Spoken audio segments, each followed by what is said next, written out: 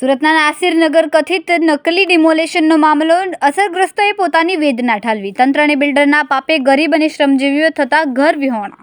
Demolition વખતે પાલિકા અધિકારીઓની હાજરી છતાં ગોળ જવાબ. માસૂમ નાના બાળકો જોડે તંબુ બાંધીને ગરીબ પ્રજા રહેવા માટે મજબૂર બન્યા. શહેરના નામી 2 બિલ્ડર અને તંત્રના કેટલાક અધિકારીઓની સીધી સંડોવણીની આશંકા. કથિત નકલી ડિમોલેશનમાં અસરગ્રસ્તો ઝંકી રહ્યા છે ન્યાય. નાસિરનગરની બાજુમાં આવેલ બાંધકામ પ્રોજેક્ટની કોઈ મંજૂરી નહીં છતાં તંત્ર દ્વારા નોટિસ આપીને સંતોષ માની લીધો. નોટિસમાં બાંધકામ સાઇટની કોઈ પૂર્વ મંજૂરી નહીં છતાં બેઝમેન્ટમાં માટી પુરાણ કરવા સૂચના અપાઈ. નફટ તંત્રને ગરીબના મકાનો ડિમોલેશન માટે દેખાયા પરંતુ બિલ્ડરનું ગેરકાયદે બાંધકામ નહીં દેખાયું. પાલિકા કમિશનર ઘટનાની તપાસ કરી રહ્યા છે. તપાસમાં સમગ્ર ભીનું સંકેલવાની પેરવી છે. ગરીબ પ્રજાને ન્યાય મળશે કે પછી તંત્રના અધિકારીઓ અને બિલ્ડર સમગ્ર પ્રકરણમાંથી છટકી જશે તેવા સવાલ ઉઠ્યા છે. આપણા ધ્યાન પર આવી કે 30/5/2026 ના રોજ બાજુના બિલ્ડરના પ્રોજેક્ટને નોટિસ આપવામાં આવી. 30/5 એ દિવસ હતો કે જ્યારે અહીંયા સુરત મહાનગરપાલિકાના સેન્ટ્રલ ઝોન અને સુરત શહેર એસઓજી પોલીસના ડીસીપી રાજદીપ નકુમે પોતે જનરલ ડાયરની ભૂમિકા ભજવીને કાળો ફેર વર્તાવી અમાનવીય અત્યાચાર કરીને નાસિરનગરના 100 કરતા વધારે પરિવારોને એક જ ઝાટકે બુલડોઝર ફેરવીને ઘર વિહોણા કર્યા હતા.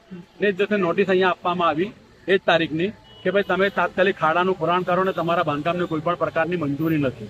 જો કોઈ પણ પ્રકારની મંજૂરી નથી તો આટલો મોટો બાંધકામ કોના ઇશારે થઈ અને બાંધકામ અટકવાની ને બંધ કરવાની વાત દૂર થઈ. આજે પણ બાંધકામ ચાલી રહી છે અવિરતપણે. જો આ બિલ્ડરનું બાંધકામ તમે અટકાવી નથી શકતા એનો મતલબ આ છે કે આ જે બિલ્ડર છે એ ભારતીય જનતા પાર્ટીનો ધંધાની બિલ્ડર હોઈ શકે, કાં તો ભારતીય જનતા પાર્ટીના ઉચ્ચ નેતાનો જમાઈ હોઈ શકે, કાં તો મનપામાં બેઠેલા ઉચ્ચ અધિકારીનો બનાવી હોઈ શકે. તો જે કાયદેસર કાર્યવાહી નથી કરી શક્યા. શહેરમાં આજે કોઈ સામાન્ય પ્રજા કે સામાન્ય લોકો મધ્યમ વર્ગનો પરિવાર 3+2 માળ કે 3 માળ બનાવે તો મહાનગરપાલિકાનું તંત્ર જઈને એને કાયદેસરની કાર્યવાહી કરે, જીપીએમસી એક્ટ બતાવી દે, બીપીએમસી એક્ટ બતાવી દે, લાખો રૂપિયા પેનલ્ટી ચાર્જ વસૂલ કરીને ડિમોલિશન કરતા હોય તો અહીંયા લોકો કેમ એમની કાર્યવાહી કરતા નથી? આખરે અધિકારીઓ પ્રજાના નોકર છે પરંતુ અહીંયા અધિકારીઓ બિલ્ડરના નોકરો એ ભૂમિકામાં દેખાઈ રહ્યા છે એટલે જ કાર્યવાહી કરતા નથી. આજે મ્યુનિસિપલ કમિશનરને અમે રૂબરૂ મળવાના છે, એમના ધ્યાન પર આ બાબત લાવીશું અને જો મ્યુનિસિપલ કમિશનર પણ કોઈ એક્શન લે તો એનો મતલબ આ થઈ ગયો છે કે એ પણ આ બિલ્ડરના આર્થિક દબાણમાં હશે એટલે એક્શન કઈ કાર્યવાહી કરી શકતા ન હશે.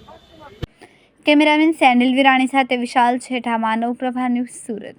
અમારા વિડીયોની નવી અપડેટ મેળવવા માટે સબસ્ક્રાઇબ કરો માનવ પ્રભા ન્યૂઝ ચેનલને. બેલ આઇકન ક્લિક કરો લેટેસ્ટ વિડીયો સૌથી પહેલા મેળવવા માટે.